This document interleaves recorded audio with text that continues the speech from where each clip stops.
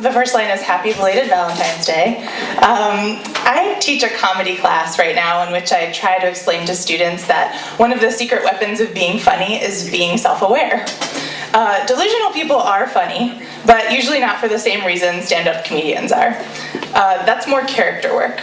If you want to tell a joke as yourself, the best thing you can do is reassure your audience that the way that they see you and the way that you see yourself aren't so far apart. Okay, so my name is Rehak, and I am almost exclusively attracted to unavailable men. It's fine. I don't know if it's a kink or a preference. I don't know when or why it started. When I was a kid, like a really little kid, the first crushes I remember were on my fellow 5-year-olds' dads. Yeah, I don't want to dig too deep into that one, my dad's here.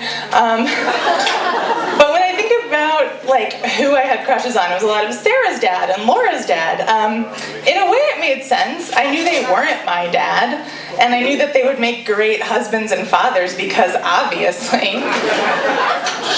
My taste wasn't bad so much as it was inappropriate. Plenty of friends I knew had worse taste, crushing on the kid who ate his own boogers or the girl who got nosebleeds. What children, I would think to myself, fantasizing vaguely about growing up and marrying someone else's dad. I'm hoping that some of those laughs are laughs of recognition. But I'll take it, it's fine. In high school, naturally, I crushed on straight teachers and gay classmates. My first boyfriend, yeah, I'll pause for laughter. I know it's funny. My first boyfriend is still a good friend, as is his boyfriend. I still have a diary entry from when I was a young teenager around 2004 in which I drew a huge Valentine for Stephen Colbert, who at that time was known for being a correspondent on The Daily Show and also like 40. This was not a secret. Everyone who knew me knew my tastes. It was a shared joke most of the time. I nurtured weird celebrity crushes on men who were not only a generation older than me, but sometimes 2 or 3, and also had the sexy quality of not knowing I existed. I spent a very weird sophomore year obsessed with Gary Oldman. A fact which still makes friends who knew me then tease me when he wins another award for playing Winston Churchill. Call me. I also decided to have feelings for friends who didn't reciprocate. In the span of a decade, I wrote 2 separate plays about 2 separate friendships that suffered because I preferred pining for my unavailable friends to doing the hard work of finding someone who actually wanted to be with me.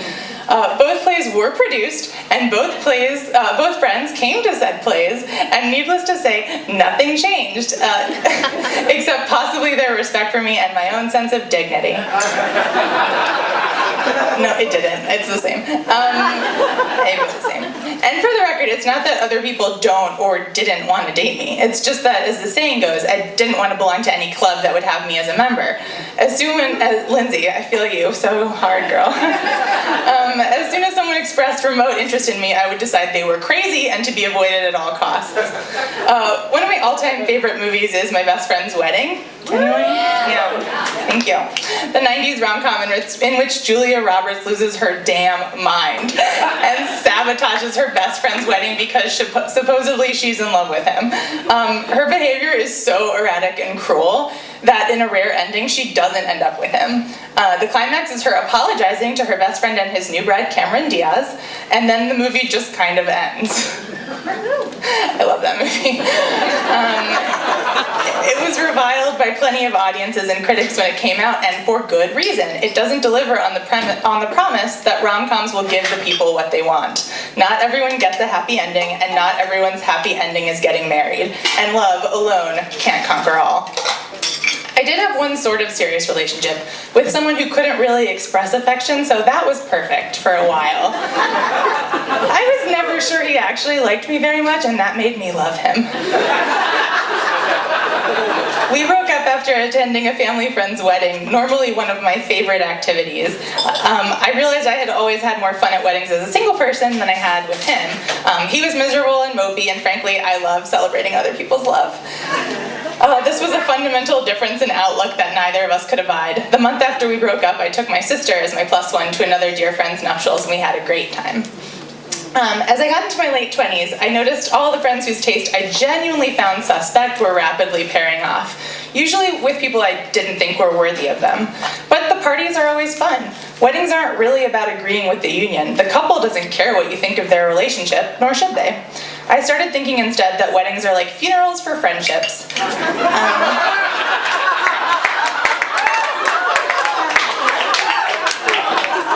what they are. But I'm glad it's funny. They're a time to tell and show your friends that you love them and you know things will change and you'll still be there for them and if they need you and you understand they'll never need you the same way they used to. Around the time I realized that, it occurred to me that if I kept going the way I was going, fixated on men who are either unaware of my existence or aware enough to know that they have no interest in me, I might be single forever. And then it occurred to me that that wouldn't be so bad. Recently, I've just decided to embrace it. I've been going through a phase where I only date men who live in other cities, and let me tell you, it is a thrill. Oh my god.